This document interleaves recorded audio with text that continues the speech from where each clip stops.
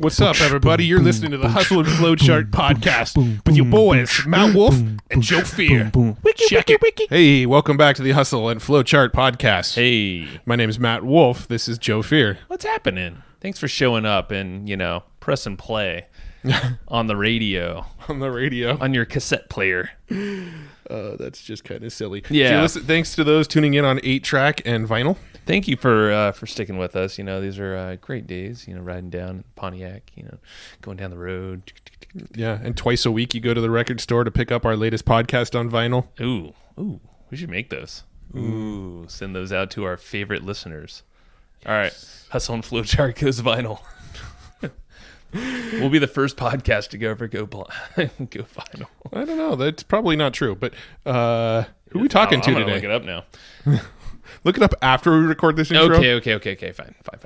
All right. Today we're learning about some ninjery on Facebook ads, specifically some Instagram ads as well, with Molly Pittman. Molly Pittman basically awkward pause, and Matt just like, who's talking? Yeah, when we make these intros, we don't pre-plan them. We just stare at each other's eyes and awkwardly decide who's going to say what next. That is actually very accurate. So Molly was amazing. She's done so much, and we get into how she literally started as a bartender in Kentucky at Buffalo Trace, which is pretty cool. So that's good whiskey. And now is just running the show when it comes to Facebook ads, chatbot, it's just all sorts of cool stuff. Podcasting as well. Her and Ralph Burns do Perpetual Traffic over with Digital Marketer. And of course, we had Ralph Burns on, a month ago or so? Yeah. I mean, we talked with Molly about some of the big changes that are happening with Facebook and what they're seeing with these big changes, and how you can sort of prepare yourself for these changes and optimize some of your ads for what's coming. And also, as we record this, we're actually recording this on January 17th. And Molly has been running an ad with her partner that's done over 50,000 leads. In 17 days. In less than 17 days. Yeah. So pretty nuts. And she's going to break down that whole campaign and explain it to us. And tons of other cool stuff too. Just basically just like behind the curtain of what's happening literally within this month right now, what the best tactics are, and some changes you should be definitely doing to your ads now that we're in 2019 and in the wake of a lot of what Facebook's gone through in 2018. In terms of like losing trust with a lot of its audience, its user base. So she actually has some pretty big predictions and trends that you should be following along with. Yep. Good stuff all around. So yeah, I don't know. What else, Matt? What else? Well, we also have a traffic course that we teach ourselves. True that. You can check out. If you go to evergreenprofits.com/traffic, you can get all the details there. We talk about some of the ways that we run our Facebook ads, some of the ways we run our Google ads. We're starting to experiment with Instagram. We're going to be teaching some Instagram stuff in there. So go check that out at evergreenprofits.com/traffic. And that is actually perfect because, and this is, like the traffic course is like a cool foundation. So everything that like Molly talks about in this podcast and really any other tactic for traffic and things like that on any of these podcasts, they're like great bolt-ons or additions or different experiments you can try that all play really nicely with what we teach in the traffic course. So it's pretty cool because all this stuff works together. Cool. So evergreenprofits.com/traffic, and let's go talk about traffic. See you soon With Molly Pittman. Hey, Molly, thanks for hopping on the show with us here.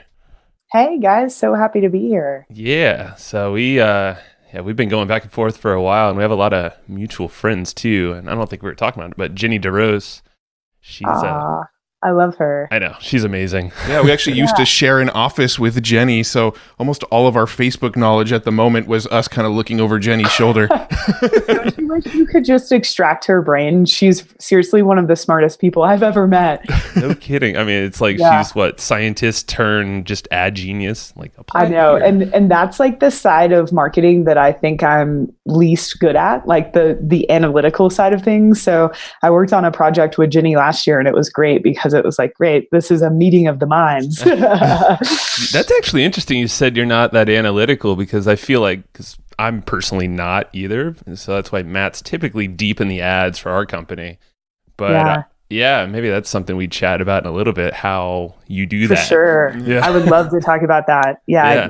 For sure. Well, before that, let's give us like a little rundown of your history. I know it's interesting, bartending in Kentucky and doing all sorts of wonky stuff. I mean, that seems like a big jump from bartending in Kentucky to, basically running digital marketer for a little bit.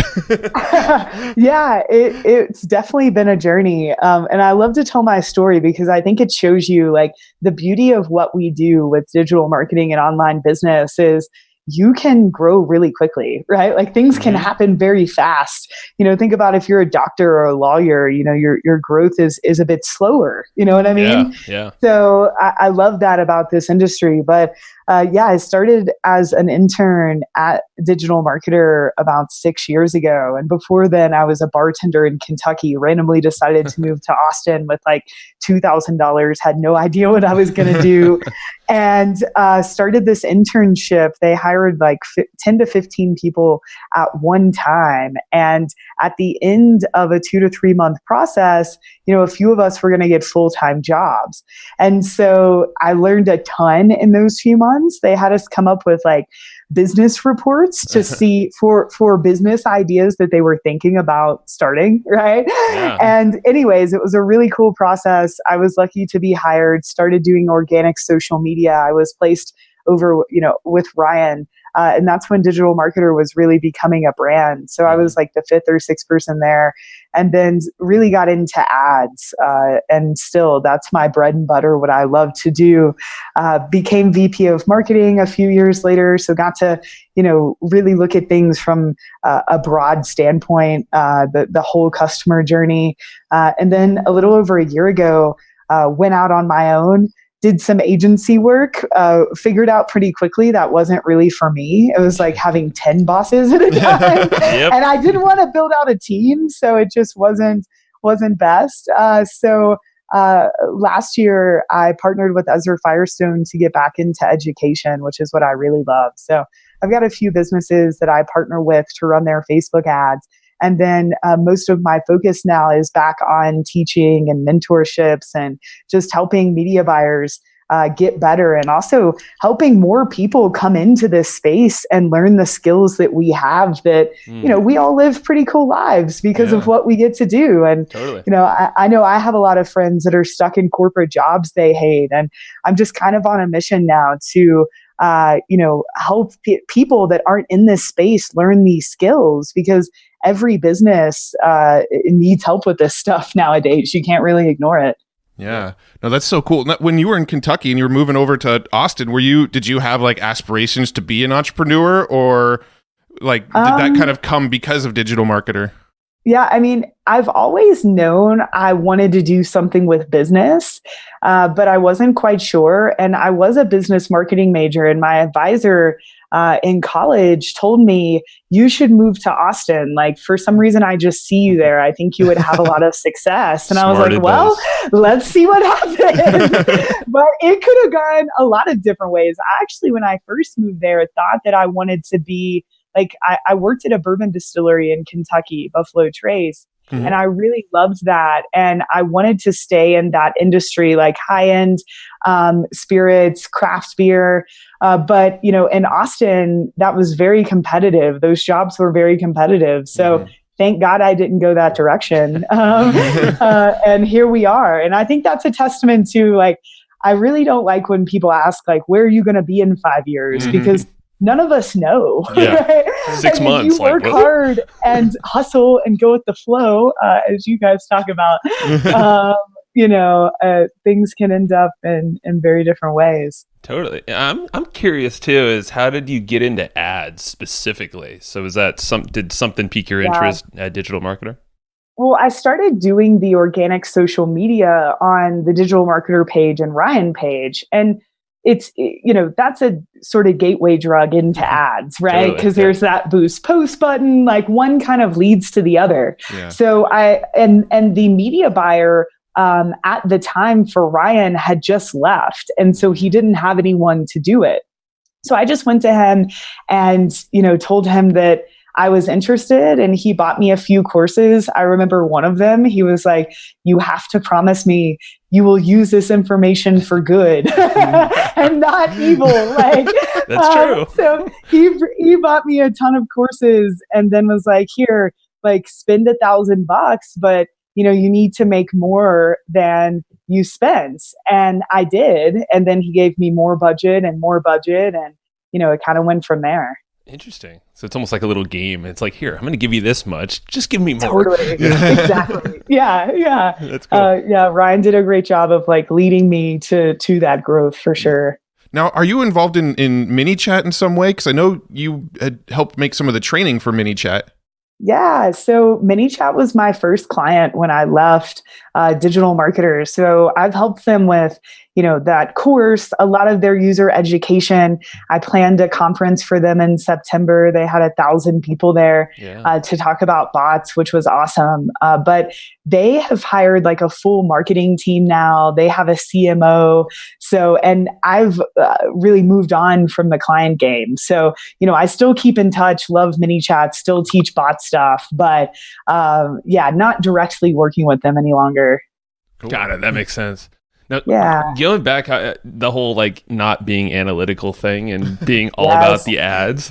I wrote that down. I'm like, I know that's this. burning a hole in Joe's brain. He's like, I'm not analytical. Like, maybe there's a chance for me. That's what I'm thinking. Yeah, I think there's a lesson there too. I think a mistake that a lot of media buyers make is they actually dig way too deep into the numbers, right? So I'll have students come to me and they're like, Molly, my CPM is really, really high. What do I do?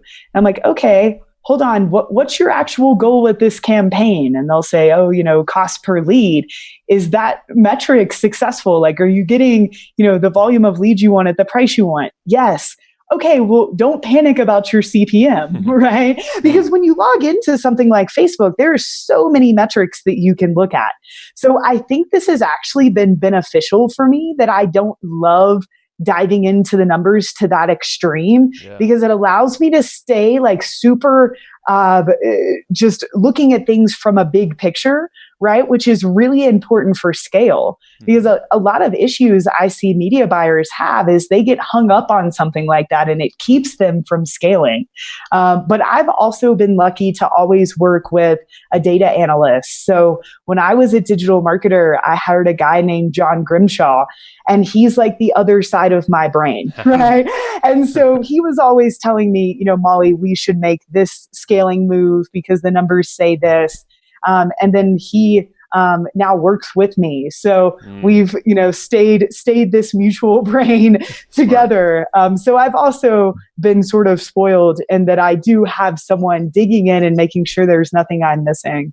That's smart. It sounds like a combo approach of knowing what metrics to really look at and why with a goal in mind prior to probably ever running a single dollar in ads. Yeah. And then also partner up with someone or hire someone who can be that analytical, just love spreadsheets and have fun with that. Yeah. I actually remember listening to something from Ezra Firestone actually about how when it comes to ads, it's so much better just to look at it in aggregate. Like at the end of the month, just say, how much did I spend? How much traffic did I drive? How much revenue did I generate? And really at the end of the day, that's kind of all that matters. Exactly. And because there are so many nuances and things change day to day, people are like, Molly, why did my CPA double and then go back down the next day? And there are a lot of reasons for that. Some of it has to do with how Facebook's algorithm works, but mostly it's because how consumers operate, right? And, if you're looking at it day to day, that can be very stressful and you can make decisions off of, data that's not really significant. So I always look at least at a week of data at a time, just to make sure I've got real metrics there, and I know what decision to make. It's so timely because I was literally answering a question, pretty much reiterated what both of you guys said to a person interested in our course, and they're like, "How do you know their exact data?" Blah blah blah blah blah. And like all these, I'm like, okay, let's take a step back. Yeah, goals, money in, money out. Yeah, it's totally. It's all about the profit. And that's a huge mistake that's made too, is that someone will launch a campaign and they're like, "This isn't working," and I'm like, "What about it isn't working?" and they're not quite sure, right? And there are many different reasons you could launch a Facebook campaign, right? Or any traffic campaign. And you can't expect that campaign to generate a ton of sales and leads and engagement and warm up a cold audience, right? Like there are different purposes for different campaigns. And the most important thing is that you know what that one success metric is. So you can say, this is good or this is bad. Yeah. No, it's big advice, and I hope some folks listening think about it in a different way. Yeah, I mean, start now, because we spend a lot of money on ads just driving to content, and that's what we kind of try to teach people is you got to spend money to drive to content, not just your offers all the time. And I think that's the client that you're talking about. I think that's what people have a hard time wrapping their heads around is that if you're going to put this content out there, you might as well get some traffic on it, because once people view the content, they've essentially just raised their hand and said, I'm interested in this topic. And then you could retarget them. Of course. Yeah. I mean, I just had a call with Ezra about this and how we're going to allocate a certain amount of money each month just to, video ads of he or I speaking or teaching so that we can constantly be present in the market, right? And then when we do want to release a product or sell something, we've already got that relationship built. And that's smart for anyone, whether you're a personal brand or, whether you're not. And it's not just branding, right? Like I think that word has a lot of negative connotation around it in the direct response space, right? But it makes perfect sense because it's how like human relationships work, right? Yeah. So like give someone a little value first, get to know them, and then you can ask them for something in return. Yeah. And I mean, even in the branding today, branding actually, in my opinion, has quite a bit of direct response implications now within the current climate with Facebook ads and Google ads and things like that, because you can, let's say you're putting out videos on Facebook, you can retarget people that watched 50% or more of those videos because those people are now interested in what you're talking about. Same with driving them to content on your website. You can then retarget anybody who visited that piece of content because you now know that they're interested in what you're talking about. So I think like there's this sort of like this merge going on between branding and direct response. And a lot of people are really sort of hesitant to jump on board with that fact. Yeah, well, and it's easier to make a case for branding now because of what you just said and tracking, right? Because think about it, when we used to just have magazines and direct mail and billboards, we complain about tracking now. Like, really? True. That's true. Like, we have such extensive tracking now. And so, to run a video ad, well, now I'm building a retargeting audience of people that I can retarget, and I can literally trace back, sales later to that video. Or, back to Ezra, he has a e-commerce brand that sells cosmetics, and his most successful funnel is a pre-sale article with 5 makeup tips for women. That's what his ad is about, his Facebook ad. And then within that pre-sale article, there are calls to action for his physical products. So he's running, a conversion campaign, optimizing for purchases, right? But building all of this social proof around this ad and running people to an article first, right? But I just looked in his account yesterday. He's had 5,000 new purchases in the last, since January 1st, just using that strategy. I think he spent like $237,000, right? But just because he found one pre-sale article that's really interesting to the market, build social proof on that ad, and then that article, perfectly transitions to, what he's actually selling. It's brilliant. It's the long game. And sometimes it's not that long, but content to something. Yeah. It's seeing the full picture is so valuable. Yeah. So exactly. A digital marketer, we have a note that when you started running ads for them, you actually 4x'd their profitability. I'm curious, was there like one kind of like thing that, wow, this really, really worked? Or was that just like a series of a whole bunch of different things? I'm just kind of curious about how that happened. Yeah, definitely a series of things. And, that was like 4xing, the company over a certain amount of years. So, I mean, that had to do with product creation, but a lot of it did have to do with Facebook ads. And our strategy there was, really heavy on lead gen, right? So producing a bunch of different lead magnets about topics we know the market was interested in. So we had Facebook ad templates, we had a social media swipe file, we had, blogging templates, email marketing templates. We had all of these really valuable lead magnets that I could easily get cheap leads from Facebook. And then those would just trickle down into our funnels. Those people would become a part of the email list, and a huge portion of them would become customers. But I think, one of the smartest moves that we made while I was there was launching a continuity program, which, is now called Digital Marketer Engage. And so that's, $38 a month. We built all of the materials that are a part of that continuity in just a few months. Like, we've really hustled. And all of these lead magnets led back to specific courses inside of this continuity that you could purchase. And then, of course, we would upsell them the full continuity. So that that continuity program really helped to build the business, because we knew every month we had a certain amount of money coming in, right? And so it allowed us to scale in a very stable way, right? And then release other products, that further monetize those customers. So yeah, it was a really fun experience. I feel like I got 100 years of education in those 5 years. And I'm really grateful for it. I love it. And that sounds like a good combo of just, hey, ramp up the lead bucket, and then have some kind of recurring, which is amazing because it's not even software. And a lot of folks are thinking, a good continuity program has to involve software. But you could do it with content like this, education in some way. Absolutely. And I definitely. Like that. Yeah, $38 price point. That's kind of an interesting one, but yeah, I'm sure you that was tested just pulled out of nowhere, I think. So on DM Labs, I remember at one point, I don't know if I'm currently a member or not, but I was a member of DM Labs at one point. And I remember it was like $36 and like 32 cents a month or something like that. $38.60. Yes, it was just such a random number. I love it. Completely random number. There you go. Don't overanalyze your price points, folks. Right. I know. It was fun. And really, like, the community, I got it wrong. It's Digital Marketer Lab. You're right. And the community that comes with that is Digital Marketer Engage. And I think that's why really people stay in that program, is because they stay for the community and the access to, people in the industry. So something good to note too, if you're thinking about building a continuity, it's really hard to get someone to stick around for education, right? Because sadly, a lot of people don't go through the courses, right?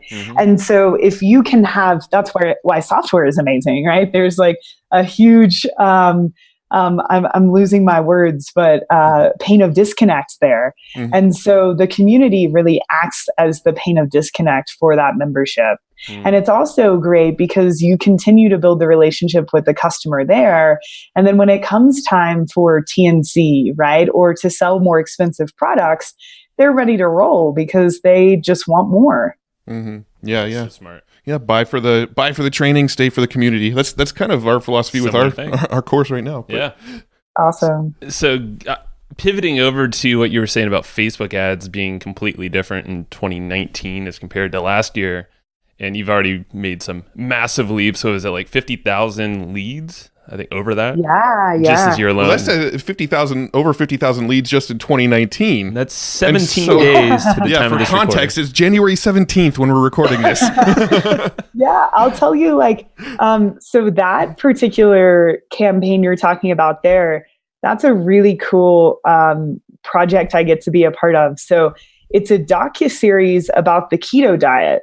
And so obviously very relevant in January, right? And the docuseries was also featured on Dr. Oz while I was running the ads. I've never run ads alongside of TV before, and that was really cool.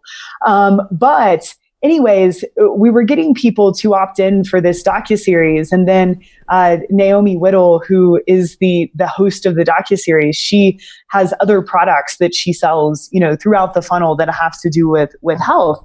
But, definitely what I'm finding in 2019, I think 2018 was definitely a tough year for Facebook in general, right? Cambridge Analytica stuff happened. Zuck went in front of, Congress. And Facebook lost a lot of trust with the general public, right? Mhm. Like for people like us, we get it. Like we're using Facebook, we're given Facebook data. We love that data, right? yeah. Like we nerd out about that. But like when I go back to Kentucky for Christmas, it's like, Molly, you're working on Facebook. Like, aren't they stealing our data? You know, like the general population is not on the same wavelength as us, right? Yeah. So you have to see from Facebook's standpoint, like, I mean, if they lose the trust of the public, it doesn't matter how many advertisers there are. Like, their business model is going to go down, right? Yeah. And so I think, and I know that Facebook really, especially in the last part of the year and definitely now,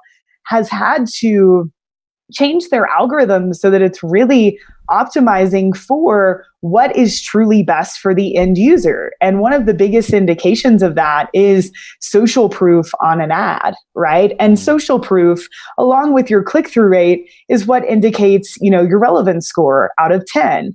And so the higher, the more relevant your ads are, the cheaper your ads are, and the more Facebook is going to show your ad, the more reach you're going to get. So instead of, you know, Facebook going for what's going to make us the most money, right? Like this advertiser over here wants to spend $100,000. You know, their ad is pretty much just going direct to a sales page, asking someone to buy. There's not really any engagement, but they're going to give us a lot of money, right? So we're going to show this ad. Facebook's really had to shift more to this social proof aspect. And so sort of how I figured this out and what this means for everybody is, for example, this launch I just told you about, 50,000 leads in like 12 days.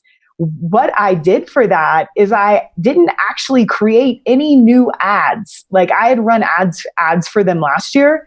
So I just picked 2 ads that they had that had the most social proof from last year. And those were the 2 ads that were in all of my ad sets. And this campaign took off like I've never seen. And by the way, the cost per lead was about $1.20 for those ads. Really insane, and an insane amount of volume very quickly.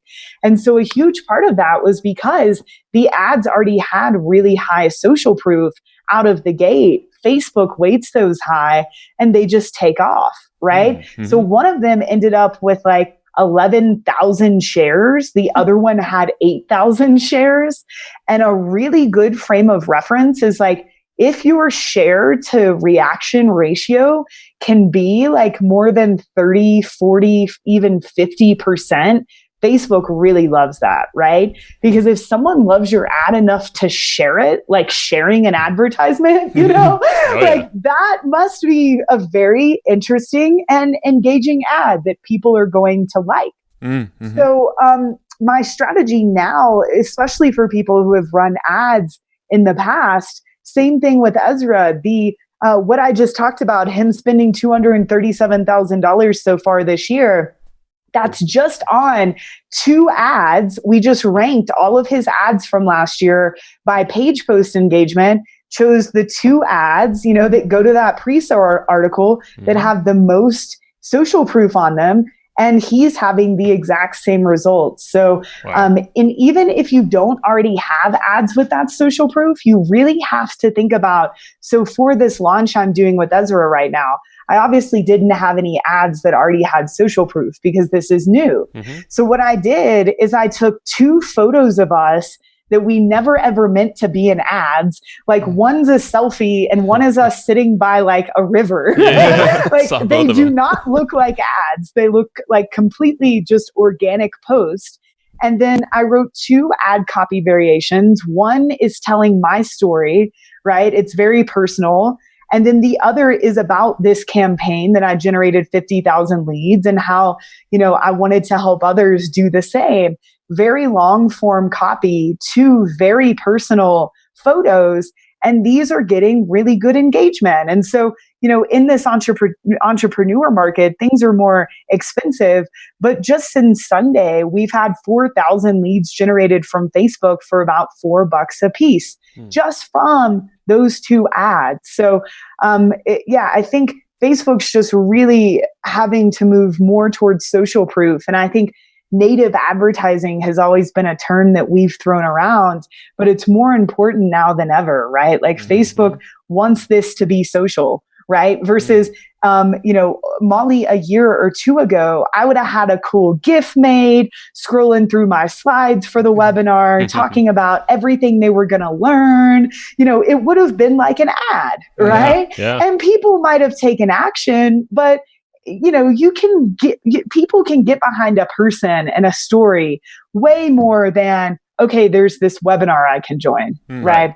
Yeah. So I think that's what's so important for people to keep in mind moving forward. And just one more thing too, Facebook has gotten a lot smarter, which is great. And so a lot of the really specific targeting that we used to have to do isn't as necessary anymore. And I don't know if you guys have used campaign budget optimization, but that's something I'm having a ton of success with. So just setting the budget at the campaign level, using 5 or 6 ad sets that are bigger potential audience sizes, 10 million plus, where I used to stick between 500,000 to 1 million, right? Yeah. And letting Facebook optimize all of that with just 2 very personal ads in each ad set.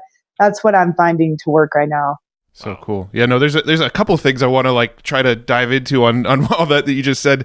The first thing is, the native advertising concept. Do you think it's important these days to use, when it comes to advertising, is it important to use a personal name brand versus a company brand, just to kind of make it feel more native? I don't think so. It just changes the way you do it a bit, right? So because that was coming from my personal, or not my business page, but it's Molly Pittman, right? It's personal brand. The story was way more appropriate. But I had a client, Panda Planner. They produce these really cool planners, right? That help with positivity. And so the way that I used this same strategy for them was they had a really great, a few really great testimonials where people explained what their life was before Panda Planner and what it was like after, right? And I had one for our mom avatar, right? I had one for more of a spiritual avatar. So for example, the spiritual avatar was Ruth, right?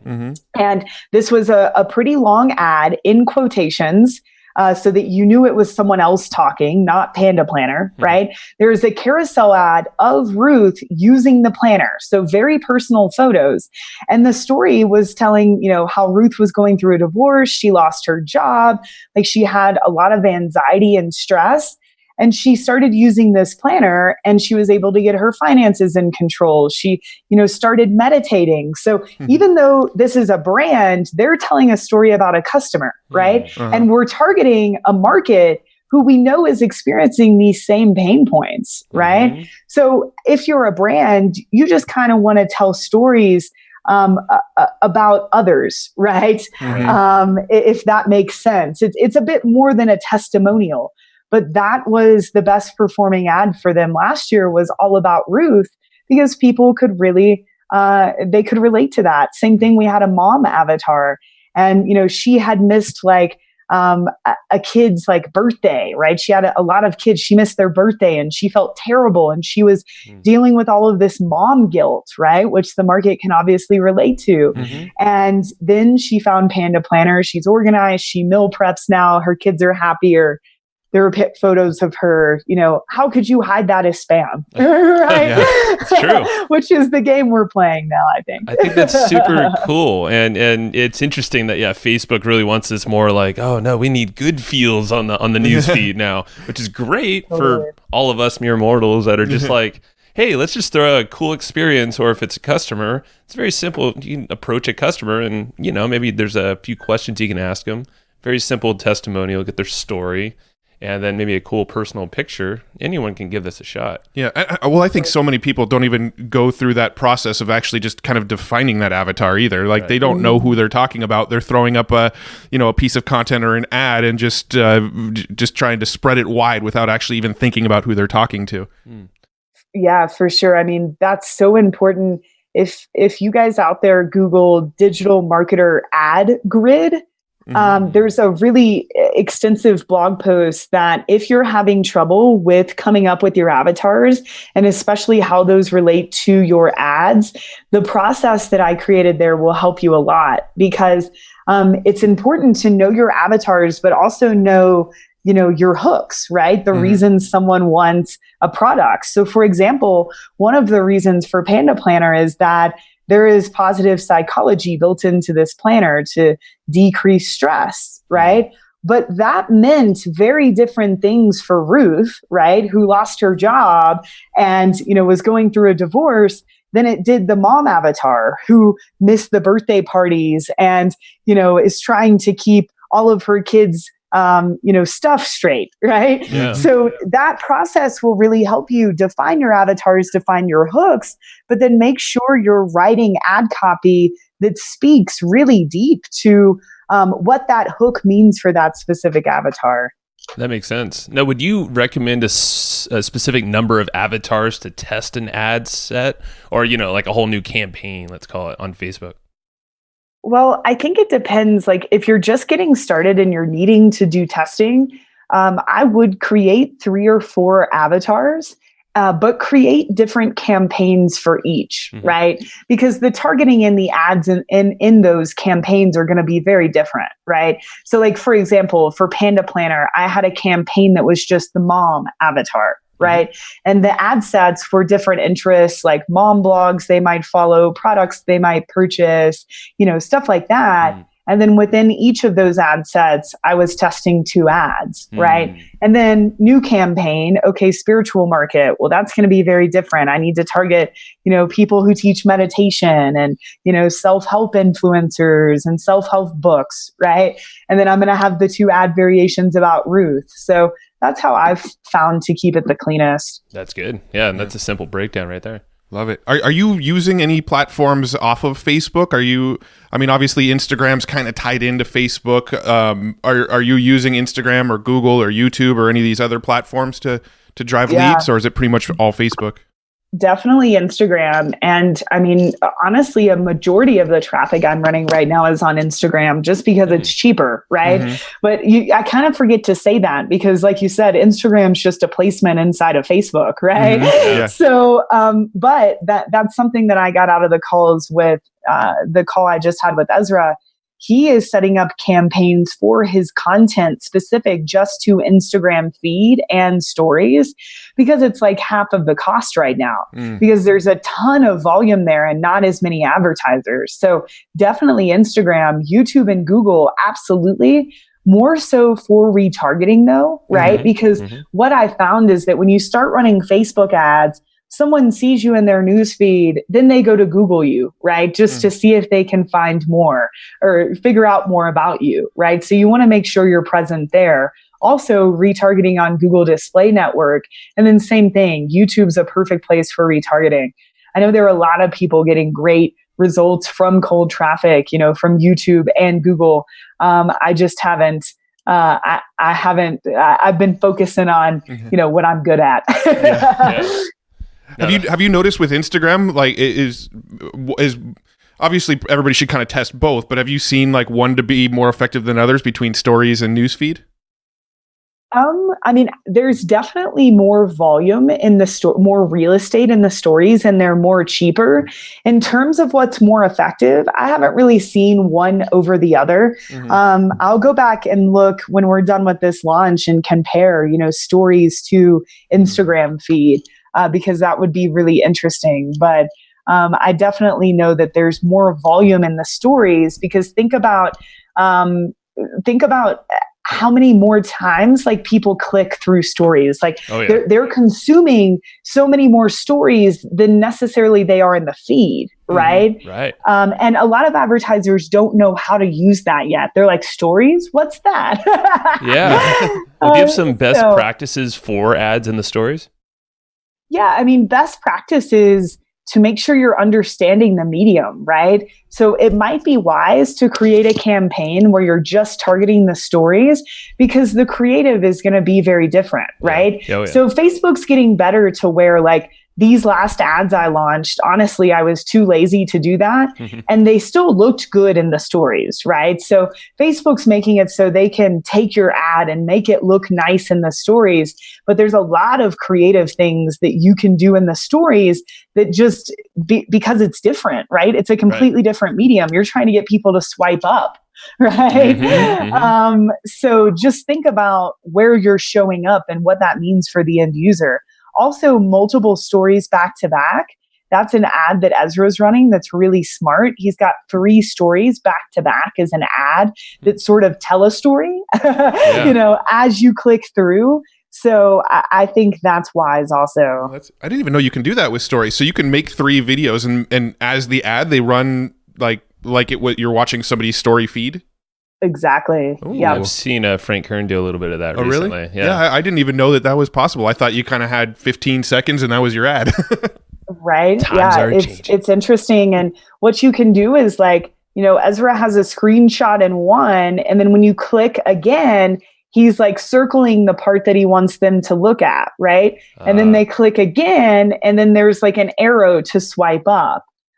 So yeah, very interesting. I love it. And just to answer your question, I'm looking at these ads we're running right now, and Facebook is still very much dominating in terms of, this one campaign has 2,000 leads, and 1,100 of them came from Facebook Newsfeed mobile. 362 came from Facebook desktop.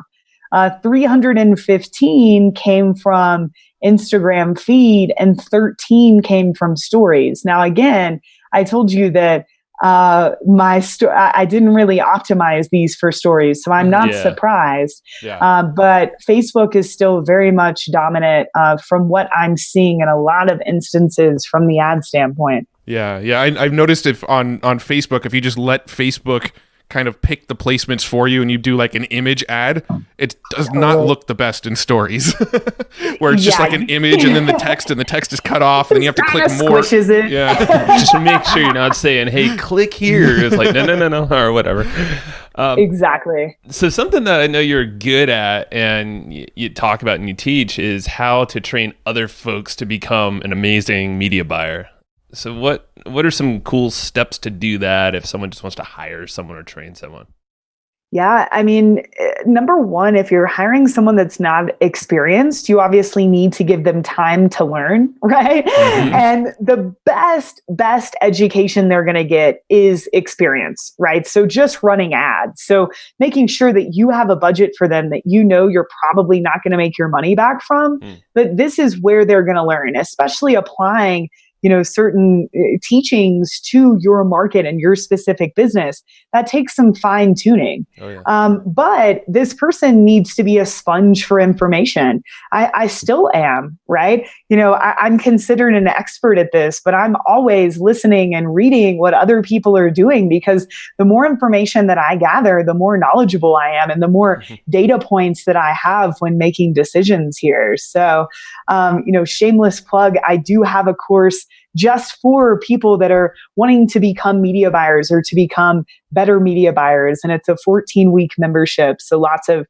hands-on there. So that's trainmytrafficperson.com. But, just give them resources, right? Give them resources, point them in the right direction of who they should learn from, give them a test budget and give them time, right? But also realize that they need information from you, right? A media buyer can't just make magic happen in your business, right? They have to have good offers to work with, right? They need to understand who your avatars are and why they're interested in your product or service. So making sure the more context you give them, you got to remember media buying is marketing too, right? A lot of people think it's day trading. And it's no, none of this is going to work if you don't have a good offer. So that's that can make or break a whole thing there. Now, have you ever tried working with interns or apprentices for this kind of role? I mean, that's where I came from. That's you, right? Yeah, for sure, in a nutshell. Yeah, that is me. So I had that experience. But I have seen it work again in many ways. So, and that's really the model, like making sure that they have the resources, that they have the context into your business, they have a test budget, and they have time to learn. Yeah. Like you can't just give these people a course and be like, go figure it out. Like I was lucky to have Ryan there explaining to me, why people wanted what I was running ads to. And so that's very important. Yeah, and that was kind of the reason I asked, because I knew that was like what sprouted into this whole kind of area, and that is something we're heavy on, is bringing apprentices in. But the key factor is to support those people, not to just assume they get it. Usually they're a fairly blank slate. Which, do you find it's better to have someone like that with a cleaner slate? Maybe not as much background in media buying. Yeah, definitely, because media buying is a lot about your mental state too, which is interesting. I've seen people fail at media buying because they have issues with money, right? Which is kind of deep, but it's definitely something to interview for, because what can happen is if someone does have issues with money and they're spending someone else's money, they're going to be much less likely to scale budgets, right? Sure. Like that's going to be very scary for them. So there are some certain aspects. You want to make sure this person is like very curious, because they're not just going to have to learn this once, but they're going to have to keep learning this and staying up to date. This isn't like knitting where you learn to do it once. That's a good point. Like this is ongoing. So that person has to be curious and just like love to learn stuff too. Yeah, you mentioned scaling, and I wanted to ask you about that real quick. Do you have a certain methodology behind scaling? Because, earlier you mentioned you generated 4,000 leads off of, for $4 a lead, right? That's, do the math, that's $16,000. A lot of people are thinking, wow, that's a lot of money to get into advertising with. And obviously, when you get into advertising, you're probably not spending those kinds of budgets that quickly. But what's your sort of methodology for scaling? Because from my experience with Facebook ads, if I'm putting $1 in and getting $2 out, and I just double my investment in that, it usually doesn't kind of scale linearly. So how do you focus on scaling? Yeah, good question. So campaign budget optimization has made this a lot easier that I talked about earlier. And because, for example, what I just said about the 4,000 leads for this launch, all I've had to do is just increase the daily budget at the campaign level there to scale, right? But a huge mistake people make is, say you're spending $200 and it's working. They go in and they'll increase it to 400, right? And Facebook can't handle that, right? Like that really throws the optimization off, because then they're forced to show your ad to a ton of people that aren't qualified, right? So if you ramp up the budget more in a slower pace, right? So we started at 2,000, then I went to 2,500, then I went to 3,000, then I went to 3,500, then I went to 4,500 just to, see what would happen here on the last day. But, you got to make sure you're aware of that when you're increasing your budget. So I call that vertical scaling, but people also forget about horizontal scaling. So what that means is, for this webinar with Ezra, say this was an evergreen thing that I wanted to keep running until it quit working. Well, what I would be doing now is looking at the interests I'm targeting and trying to find more interests most like those, right? So it's like, cool, this ad is resonating with this audience. I not only want to increase the budget to show this ad to more people in this audience I'm already targeting, but I want to create new campaigns or ad sets now so that I can make this audience bigger, right? So I call that more so horizontal scaling. And that's something a lot of people forget about. Yeah, you have a couple points there, and obviously so many different types of ads you can do from that point on in the ad set level. Absolutely. That's super cool. Let's transition to the podcast really fast, because we always like to touch on that since we love podcasting and all that. You're co-hosting with Ralph. He's been on the podcast here. Super cool dude. Nice. Perpetual Traffic. I guess what's your favorite part about running that podcast, and how does that kind of feed everything else you're doing in business and life? Ooh, I mean, the podcast is, I just love it because it helps so many people, right? And when I go to events or open my, Facebook Messenger inbox, there are people telling me, hey, I, tripled my business because of what you've taught me on this podcast, or I was able to send my kid to college, and that's really why we do this. So that is for, first and foremost, but I also love teaching, especially on a weekly basis, because it helps me learn, right? Yeah, and it keeps me up to date on all of this. And this is what I love talking about. So, that's another facet. But I just think podcasting is a cool medium. I love like the relationship I've built with Ralph, is a lifetime relationship, and the people, the guests we've been able to bring on, what that's done, for me relationally, that's just been so awesome. So, I mean, there's so many benefits of it, but I just love that we're able to record together for an hour every week. That goes out to hundreds of thousands of people that are then going to become better advertisers and better people because of the information we shared. So cool. Now, this is going to sound like a really selfish question, but we do that a lot on this podcast. Has there been any sort of marketing tactic or maybe like a Facebook ad strategy or anything like that that's actually really helped grow the podcast?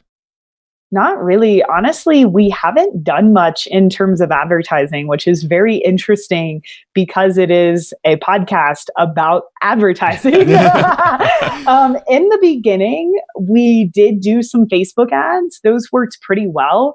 But honestly, the podcast has grown purely from word of mouth. Mm-hmm. And a lot of that is because it's Digital Marketers Podcast. Ralph and I are the hosts.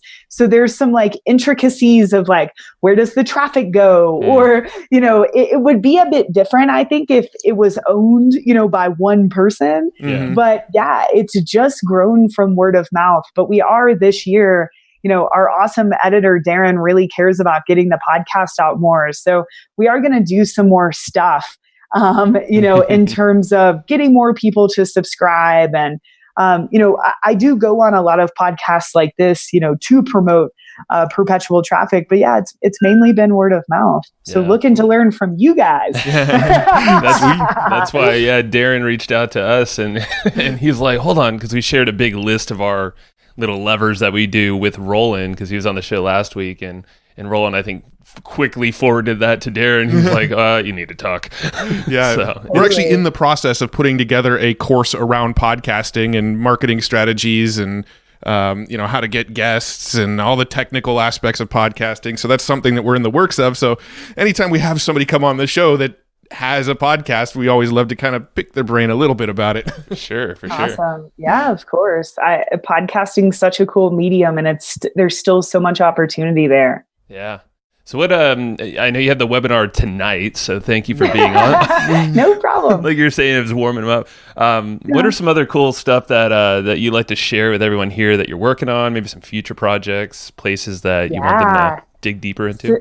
So what I'm really pumped about, this live course mentorship that I was telling you guys about, we taught it for the first time last year and it went really well. And so I'm really excited to teach that coming up here at the beginning of February. So that's trainmytrafficperson.com. And then something else that we've created just really out of need, we wanted this, that we'll be launching in a few weeks, maybe by the time this comes out, is a monthly membership for ongoing education for media buyers, right? Because what I found is that we can teach this all day long, right? But I think a lot of what you learn in media buying is reacting, right, to what happens, like everything from, Molly, how do I scale? Well, when I'm talking to someone one-on-one, I usually say, well, what are the numbers right now? What's happening? Or it's like, what do I do when my Facebook account gets shut down? So Ezra and I are creating something called Team Traffic. You can check it out at teamtraffic.com. And this is going to be a really close group of people where the goal is more of ongoing education. So we've got really cool deliverables. Like one of the deliverables that you get every month is a screen recording of what Ezra and I are doing and all of the ad accounts that we run, right? Because I think some of the best learning that you can get is over the shoulder, right? But we're going to be doing that. We're going to have a live event in May 21st through the 24th.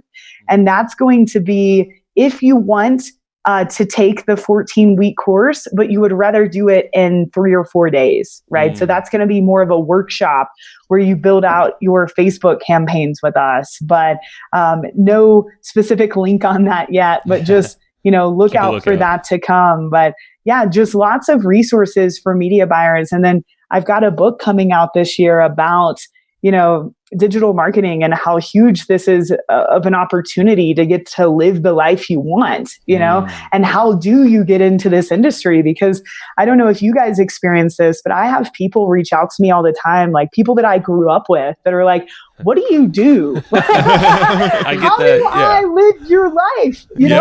You're always at home and like, what are you doing? And I think that we're in this space, so we know what you do. We know who you should listen to, but most people don't. Like this digital marketing space is still such a black box to people. And I want to open it up and show people how to be a part of it. I love that. Yeah, I literally had a childhood friend from elementary school reach out to me last week. He was like, it looks like you have a pretty cool business going on online. Right? I have some ideas. You want to meet up for coffee? And I'm like, yeah, why not? There you go. Yeah, and it's so cool. And we take it for granted most of the time. But yeah, when you reflect, you're like, holy crap, I got something really cool. And like you said, with digital marketing, you can do it quick. And too. I come at it from a different place too, to where most of the courses out there are teaching you how to start a business, but I don't think most people should be business owners, right? Like it's a big reason I partnered with Ezra. Like he's an adult, he has a team, he knows how to do all of this, Love it. I can just hop in and be like, tell me what to do. Hell yeah. And, to teach people, like if I can teach more people to be media buyers and then pair them with business owners, right? They still get, like, I want to work for Ezra, completely remote company, super chill, So that's really my goal, like produce more employees almost. So yeah, and people who are passionate about this stuff. I think that's key too. If you're an employee, be freaking fired up with this shit. I mean, like go all in and live it. I'm curious with you and Ezra, how's the dynamic for like personality? Is he more analytical? Does he hold down the fort and some of those kind of things? Kind of, maybe a little more analytical, but I think Ezra and I are really on the same wavelength, and we know how to work off one another, if that makes sense. So whenever we present or teach together, there's just this special energy. I think we both just care. I mean, his thing is serve the world unselfishly and profit. And I remember when I first met Ezra, that's what I loved about him. And that's what I care about too. So our values completely align. And when we teach and we're helping people, people can feel that, right? I mean, they can go learn this stuff from a ton of people, but they can feel how much we care. And so that is the biggest reason we partnered up. I love it. Yeah, and we get the same feedback with some of these episodes. We'll be super vulnerable if it's just Matt and I. And like, here's all the crap that happened throughout 2018, and that's where we got the most feedback. We're like, you guys you're not BSing us. Okay, cool. I trust you a lot more. So if you're a TNC, come to my presentation because I'm actually going to bring Ezra up and roast his Facebook ad strategy from last year. So it's going to be like a TV show. That's awesome. We'll put it on the calendar for us. I do have one last question that before we have a few little wrap up questions. But when it comes to, you mentioned you're trying to train people to be good employees and good media buyers for other companies. What should people sort of expect to pay for a media buyer in their company? Ooh, good question. I mean, you're starting someone as an intern, you should still pay them, like 18, $20 an hour. And then after that, it's really hard to say. They should probably make $60K or more a year. And if you can throw in some incentivized bonuses, that's always great too. Cool. Yeah, that's what I was wondering if there was some sort of like commission structure based on ad spend or anything like that. Yeah. The commission structure, if you can base it off of the results they're generating, holy crap, that's a surefire way to incentivize them. That's awesome. Sweet. Love it. And so where would you want to send people after listening to this episode? Yeah, any of the trainings I mentioned earlier, look me up on Facebook, like my fan page, Instagram. I'm always posting stuff on there. So Perpetual Traffic Podcast. So nice to be on here with you guys. Awesome. We'll link all that stuff up in the show notes. And thank you so much for spending the time with us. All right. Awesome. Thanks for listening. Bye, guys. Bye. All right. Thank you. And I hope you just enjoyed this episode you just listened to. Now, right now, before we sign off, I have a few things I would love for you to do. So the very first thing is to go find our guest on Facebook and tell them that you loved their episode with us. That's going to help them just feel good about themselves, but also it's going to spread the word a little bit more for us. So go find them on Facebook. Everybody's on Facebook, and go say that you love their episode and maybe one cool thing that you learned there. The second thing is to go to iTunes and subscribe to our podcast. Just look up Hustle and Flowchart and hit the subscribe button. And the very last thing, the third thing, is to leave us a review on iTunes or wherever you're listening to this podcast and help us spread the word more. That's how more people are going to get this awesome knowledge, this cool podcast training, and a whole bunch of other cool free training that we give out at evergreenprofits.com. So that's about it. Go find them on Facebook, go subscribe on iTunes, and leave us a review. You would be amazing if you did that, but you're always amazing. So thanks for listening, and we'll catch you in the next episode.